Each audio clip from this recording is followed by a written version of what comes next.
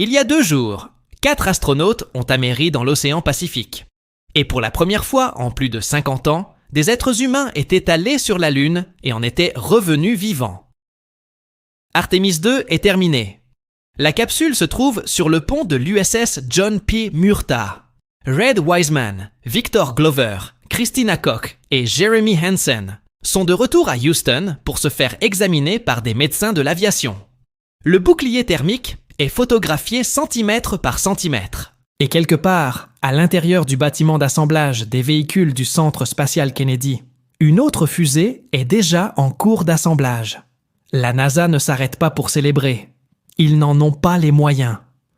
Car ce qui vient après Artemis II est tellement ambitieux, tellement exigeant sur le plan technique et tellement condensé dans son calendrier que l'agence se demande essentiellement de faire en 2 ans ce pourquoi elle a passé la dernière décennie à se préparer. Et ce que la plupart des gens ignorent, c'est que l'amérissage du 10 avril ne marquait pas seulement la fin d'une mission. Ce fut le coup d'envoi de la campagne lunaire la plus ambitieuse depuis Apollo. Alors, vers quoi travaille exactement la NASA ? 3 missions en environ 2 ans. Un test d'atterrissage qui n'a jamais été tenté. Un alunissage habité, une première depuis 1972. Et le début de l'établissement d'une base permanente au pôle sud lunaire. Tout cela repose sur un matériel qui, à ce jour, n'a jamais transporté d'êtres humains. La priorité immédiate est le bouclier thermique. Lors de la mission Artemis I, en novembre 2022, la capsule Orion, sans équipage, est revenue sur Terre, avec son bouclier thermique AFCOAT endommagé, d'une manière que personne n'avait prévue. Des morceaux de matériaux carbonisés s'étaient détachés lors de la rentrée atmosphérique, laissant des creux et des fissures à la surface. Le bouclier protégeait toujours le vaisseau spatial. Les températures internes n'ont jamais dépassé les limites de conception. Mais le schéma des dommages ne correspondait pas aux modèles informatiques. Cela a rendu les gens nerveux. Pour Artemis II, la NASA a modifié le profil de rentrée atmosphérique afin de limiter la durée pendant laquelle Orion passait dans la plage de température à l'origine du problème. Les ingénieurs ont réduit la distance de saut, l'arc que décrit la capsule lorsqu'elle rebondit sur la haute atmosphère avant de replonger pour sa descente finale. Ça a marché. L'équipage est rentré sain et sauf. Mais lors de la conférence de presse qui a suivi l'amérissage vendredi soir, le responsable du programme Orion, Howard Hu, a confirmé ce que tout le monde attendait. Le bouclier est revenu avec des trous. Craquements. Signes d'ablation irrégulière. Des plongeurs étaient dans l'eau quelques minutes plus tard pour photographier les dégâts. Des avions ont suivi la rentrée atmosphérique enflammée de la capsule afin de recueillir des données thermiques en temps réel. La NASA savait que cela allait arriver. Ils ont tout de même effectué la mission, car ils pensaient que la structure sous-jacente tiendrait le coup. Et c'est ce qui s'est passé. Les 4 astronautes ont pénétré dans l'atmosphère à Mach 33, soit environ 25 000 mph, ont subi une coupure de communication de 6 minutes, alors que du plasma enveloppait la capsule à des températures pouvant atteindre jusqu'à 5000 GeV, ont subi une décélération de près de 4 G et ont améri à l'heure prévue à 20h07. À l'est, à environ 1956 miles en aval, de l'endroit où ils sont entrés dans l'atmosphère, au large des côtes de San Diego. Tous les parachutes se sont ouverts. Tous les systèmes ont fonctionné. L'équipage a quitté l'hélicoptère de récupération par ses propres moyens. La mission elle-même s'était déroulée quasiment sans accroc pendant 10 jours. Artemis II a été lancé le 1er avril depuis le Centre spatial Kennedy à 18h35, ST. L'équipage a passé la première journée en orbite terrestre haute à effectuer des vérifications des systèmes. Ils mirent ensuite leur moteur à feu pour propulser Orion vers la Lune. 3 jours plus tard, le 6 avril, ils contournèrent la face cachée, passant à environ 4070 miles de la surface lunaire. Lors de ce survol, ils ont documenté un terrain situé de l'autre côté que l'œil humain n'avait jamais vu directement. Ils ont photographié des cratères, des montagnes et des formations géologiques qui jusqu'à présent n'existaient que sous forme de données provenant de sondes robotisées. Et puis, à un moment que personne n'avait pleinement anticipé lorsque la mission visait initialement un lancement en février, La Lune s'est interposée entre le vaisseau spatial et le Soleil. Une éclipse solaire totale, observée depuis l'au-delà de la Lune, d'une durée de près de 54 minutes. Victor Glover a déclaré que cela semblait irréel. Ils ont également battu le record de distance d'Apollo 13, atteignant 252 756 miles de la Terre. Ce record avait tenu pendant 56 ans. Hansen, ancien pilote de chasse de l'aviation royale canadienne, est devenu le premier Canadien à voler au-delà de l'orbite terrestre basse. Koch, qui détenait déjà le record du plus long vol spatial en solitaire, effectué par une femme avec 328 jours à bord de la Station spatiale internationale, a ajouté une autre première. Glover est devenu le premier astronaute noir à aller sur la Lune. Mais le problème du bouclier thermique n'est pas résolu. La question est à l'étude. Et ce n'est pas le seul problème. Lors de la conférence de presse suivant l'amérissage, les responsables de la mission ont énuméré plusieurs systèmes nécessitant une attention particulière avant le vol d'Artemis 3. Le module de service Orion nécessite une refonte de la vanne. Les toilettes ont mal fonctionné pendant la mission. Un problème qui paraît mineur jusqu'à ce qu'on réalise que 4 personnes sont enfermées pendant 10 jours dans une capsule de la taille d'un gros SUV, sans possibilité d'ouvrir une fenêtre. Amit Kshatriya, administrateur associé de la NASA, a reconnu que le calendrier était serré. Le délai entre aujourd'hui et la sortie d'Artemis 3 est d'environ 15 mois. Et l'agence apprend encore à se déplacer au rythme qu'exige son propre calendrier. Ses paroles étaient directes. Continuez à voler. Continuez d'apprendre. Continuez à itérer. La solution pour le bouclier thermique, une formulation AVCOAT repensée avec une meilleure perméabilité, est déjà intégrée aux capsules Artemis 3 et 4. La question à laquelle la NASA est confrontée actuellement est de savoir si les données de la rentrée atmosphérique de vendredi, combinées aux données d'Artemis 1, lui donnent suffisamment de confiance pour certifier la nouvelle conception sans un autre test sans équipage. La réponse à cette question déterminera l'ensemble du calendrier à venir. Artemis 3 est le prochain, et ce n'est pas ce que la plupart des gens imaginent. Pendant des années, Artemis 3 était censé être le grand film de la saga. La mission consisterait à faire atterrir des humains sur la Lune pour la première fois depuis que Gene Cernan est remonté dans son module lunaire en décembre 1972. 2 astronautes descendraient jusqu'au pôle sud lunaire à bord du système d'atterrissage humain Starship de SpaceX. Consacrer environ 1 semaine à la collecte d'échantillons et à la réalisation d'expériences. Et retourner à Orion en orbite lunaire. Il s'agissait d'une mission de 30 jours, le vol spatial habité le plus complexe jamais tenté. Ce plan est abandonné. En janvier 2026, la NASA a officiellement reporté Artemis 3 à 2028 au plus tôt. Puis, à peine 5 semaines plus tard, le 27 février, l'administrateur de la NASA, Jared Isaacman, a complètement changé de cap. Le lancement d'Artemis 3 a été avancé à la mi-2027. Le hic, c'est qu'il n'ira pas sur la Lune, même pas proche.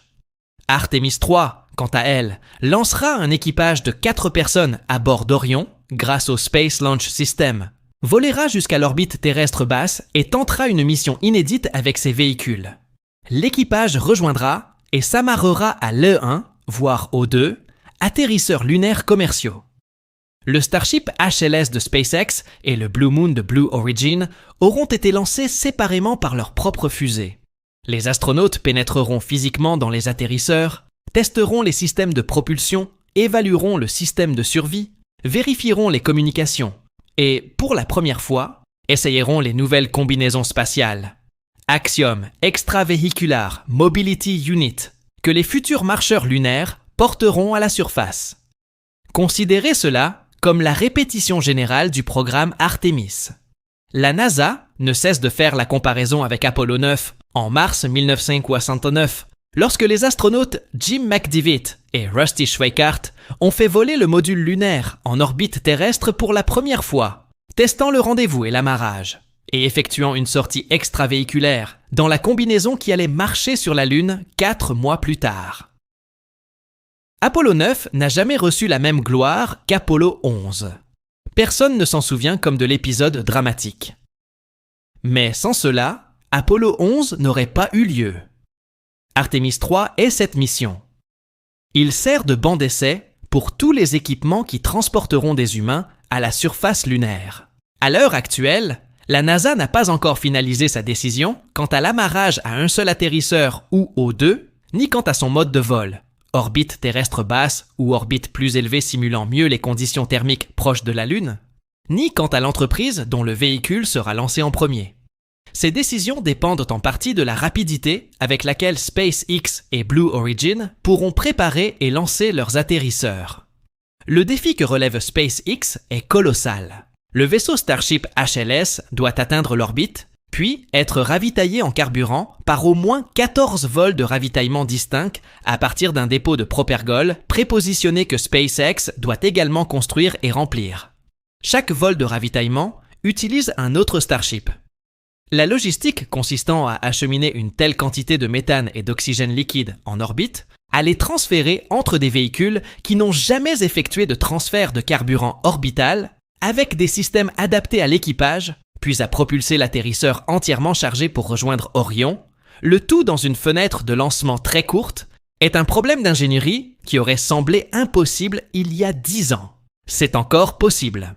L'atterrisseur Blue Moon de Blue Origin adopte une approche différente, plus petit et plus conventionnel à certains égards. Mais lui aussi n'a jamais volé avec des humains à bord. Les deux entreprises doivent réaliser des démonstrations d'alunissage sans équipage avant que la NASA n'autorise des astronautes à y entrer.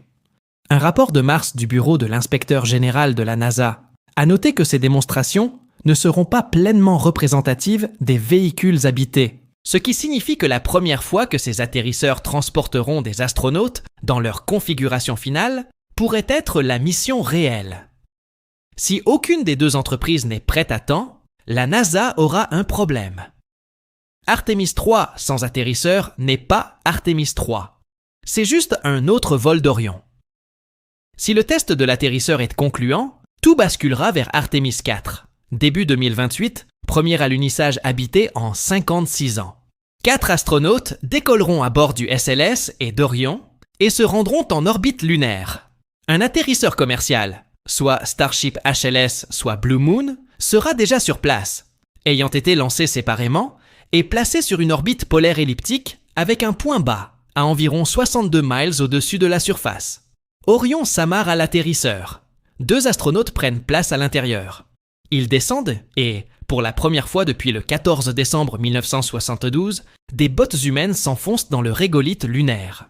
Le site d'atterrissage se situera près du pôle sud lunaire, une région qu'aucun humain et très peu de robots n'ont jamais visitée. Le pôle sud ne ressemble en rien aux plaines équatoriales, où les astronautes d'Apollo évoluaient en faible gravité, sous un ensoleillement constant. La région polaire sud est un lieu d'ombre permanente, où le fond de certains cratères n'a pas vu la lumière du soleil depuis des milliards d'années. Dans ces zones d'ombre, les températures chutent jusqu'à 390 degrés Fahrenheit et, selon les données orbitales d'instruments comme le Lunar Reconnaissance Orbiter, on trouve de la glace d'eau, probablement en grande quantité.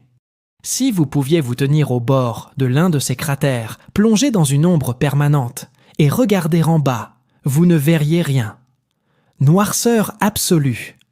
Pas d'atmosphère pour diffuser la lumière, pas de lueur réfléchie, juste un vide creusé dans la surface de la Lune. Suffisamment froid pour solidifier le dioxyde de carbone, contenant de la glace qui pourrait avoir été apportée par des comètes des milliards d'années avant l'apparition de la vie sur Terre. C'est cette glace qui explique pourquoi la NASA a choisi le pôle sud. L'eau, c'est de l'eau potable pour les astronautes. Cela signifie de l'oxygène pour respirer. Et lorsque l'on sépare l'eau en hydrogène et en oxygène, cela signifie qu'on obtient du carburant pour fuser. Le pôle sud n'est pas seulement une destination scientifique, c'est une station-service pour tout ce qui vient ensuite. La NASA a identifié 9 zones d'atterrissage potentielles près du pôle, chacune contenant plusieurs sites spécifiques. Le choix final dépendra de l'atterrisseur qui volera et de ses capacités. Certains sites offrent un meilleur accès aux régions constamment plongées dans l'ombre. D'autres fournissent un éclairage solaire plus constant pour la production d'électricité. Tous ces sites se trouvent sur des terrains bien plus accidentés et complexes que tout ce qu'Apollo a jamais tenté. Les 2 astronautes passeront environ une semaine à la surface. Ils effectueront au moins 2 sorties extravéhiculaires à l'aide des combinaisons Axiom testées sur Artemis 3. Ils déploieront un sismomètre appelé « Station de surveillance de l'environnement lunaire », conçu pour écouter les vibrations internes de la Lune et cartographier la structure de sa croûte et de son manteau.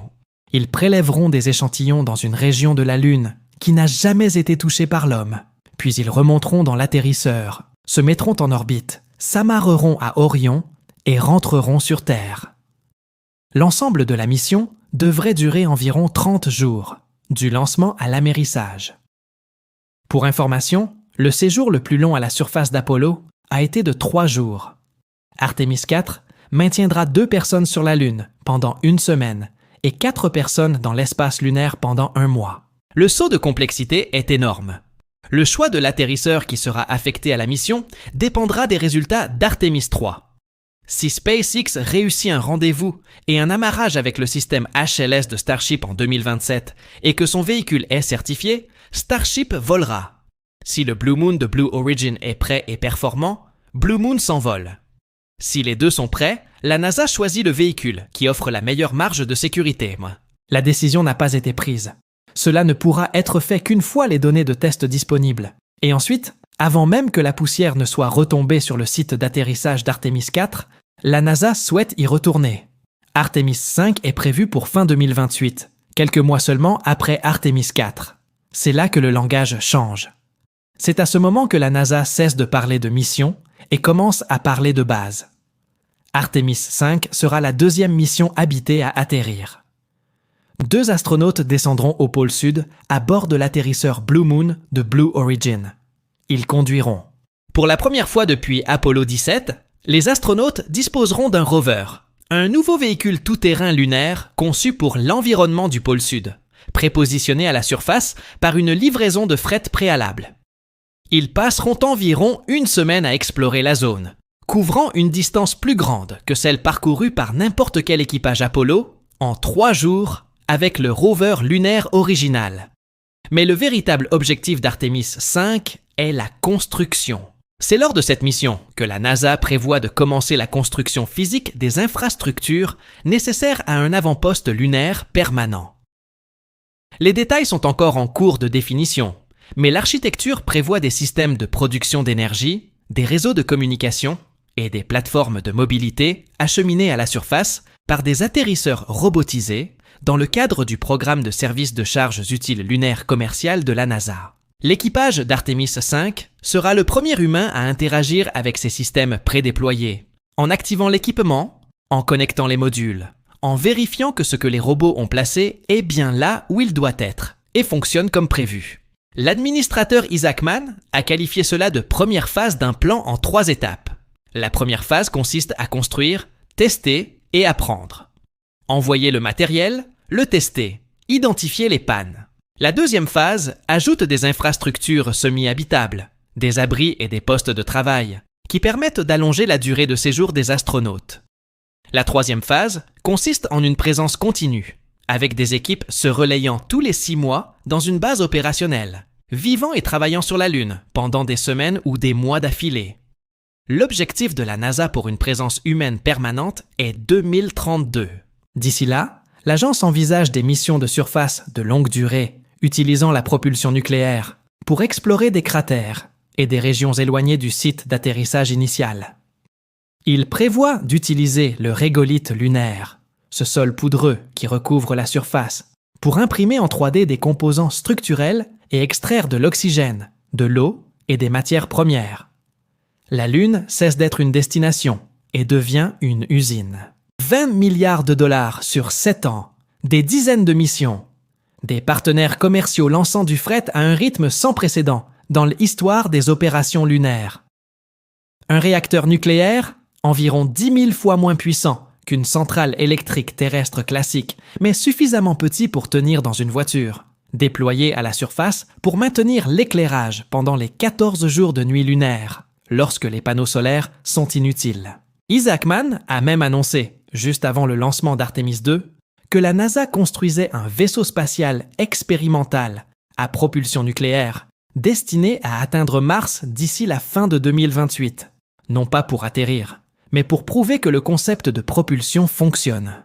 Qu'elle réussisse ou échoue, les données sont directement réinjectées dans le programme lunaire. Le projet Lunar Gateway, cette station spatiale en orbite près de la Lune que la NASA planifiait depuis des années, est abandonné, annulé en mars 2026.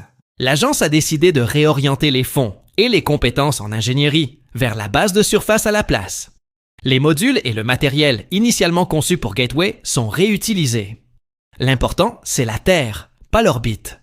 Des troupes sur le terrain, pas des expériences en boîte de conserve tournant à 400 000 km de toute aide. La fusée SLS elle-même a failli être détruite. En mai 2025, la proposition de budget de l'administration prévoyait l'annulation des programmes SLS et Orion après Artemis 3, en raison du coût de chaque lancement, estimé à environ 4 milliards de dollars. Pendant quelques mois, l'avenir de l'ensemble du programme au-delà de 3 vols a été incertain. Puis, le 4 juillet 2025, la loi One Big Beautiful Bill Act a été promulguée. Et ce texte contenait des fonds destinés à maintenir le SLS et Orion en vol au-delà d'Artemis 3. La fusée a survécu, mais cet épisode a révélé la fragilité du soutien politique dont bénéficie un programme aussi coûteux. Chaque cycle électoral, chaque bataille budgétaire, chaque changement de priorité à la Maison-Blanche représente un événement potentiellement fatal pour Artemis. Une course se déroule en ce moment même, à laquelle la plupart des gens ne prêtent pas attention. Le programme lunaire chinois progresse rapidement. Ils ont déjà réussi à faire atterrir des robots sur la face cachée de la Lune, chose qu'aucun autre pays n'a faite. Ils ont rapporté des échantillons de la surface lunaire. Leur objectif déclaré est un alunissage habité d'ici 2030, avec pour projet ultérieur d'établir une base permanente. Si le calendrier de la NASA se confirme, les Américains pourraient poser le pied sur la Lune 2 ans avant la Chine. Si elle dérape, cette marge disparaît. Rien de tout cela n'est garanti. Le bouclier thermique doit être compatible avec la nouvelle formulation. Les atterrisseurs doivent voler. SpaceX doit trouver la solution pour le ravitaillement en orbite à une échelle inédite. 14 vols de ravitaillement pour approvisionner un dépôt qui n'existe pas encore. Blue Origin doit livrer un véhicule qui n'a jamais décollé. Les combinaisons Axiom doivent fonctionner dans des conditions qui ne peuvent pas être entièrement reproduites sur Terre. Le Congrès doit continuer à financer un programme qui coûte des milliards par an, à une époque où les pressions budgétaires sont implacables. Et tout cela doit se dérouler selon un calendrier qui suppose que presque rien ne tourne mal. Chaque maillon de cette chaîne doit tenir. Mais ici, 2 jours après l'amérissage, la situation est plus claire qu'elle ne l'a été depuis des années. Artemis 2 a prouvé qu'Orion pouvait maintenir 4 humains en vie dans l'espace lointain pendant 10 jours. Cela a prouvé que le bouclier thermique, malgré ses imperfections, pouvait les ramener sur Terre, à la vitesse lunaire. Cela a prouvé que le système de lancement spatial pouvait envoyer un équipage sur une trajectoire vers la Lune et le ramener. Cela a prouvé que le module de service européen, construit par Airbus à Brême, en Allemagne, peut alimenter et propulser le vaisseau spatial sur près de 700 000 miles de voyage aller-retour sans panne critique. Tous les systèmes dont les futurs équipages auront besoin pour atteindre la surface lunaire ont désormais été testés avec des personnes à bord. Cela n'existait pas il y a 2 semaines. Wiseman a nommé un cratère en l'honneur de sa défunte épouse, Carol, pendant le survol. L'équipage a baptisé un autre vaisseau spatial du nom de son propre vaisseau, Integrity. Au moment même où le centre de contrôle de mission a été pris au dépourvu, ils ont demandé la permission de le faire, et Houston a dit oui. Ces moments comptaient. Ils ont rappelé aux gens à quoi sert ce programme. Pas seulement des données, pas seulement des étapes techniques importantes, mais l'expansion des possibilités humaines, de ce qu'elles peuvent voir et de ce qu'elles peuvent construire une fois qu'elles y parviennent. Dans 15 mois, si tout se déroule comme prévu, un autre équipage montera à bord d'Orion. Ils n'iront pas sur la Lune. Ils resteront en orbite terrestre et s'entraîneront à s'amarrer à un atterrisseur qui est censé emmener le prochain équipage à la surface. Ce n'est pas glamour. Elle ne battra pas de record de distance. Il se pourrait même qu'elles ne deviennent pas virales sur les réseaux sociaux pendant plus d'une journée. Mais c'est la mission qui rend tout le reste possible. Et ensuite, les atterrissages commencent. L'une après l'autre, à peu près chaque année, chacune s'appuyant sur la précédente, chacune laissant derrière elle un peu plus d'infrastructures. Système d'alimentation, relais de communication, un rover, un habitat, un réacteur. Des éléments d'une base qui, si le plan de la NASA résiste au contact avec la réalité, deviendra le premier avant-poste humain permanent au-delà de la Terre. La course pour retourner sur la Lune dure depuis des années. Ce qui a changé il y a 2 jours, c'est que ça paraît enfin réel. La capsule, c'est chez soi.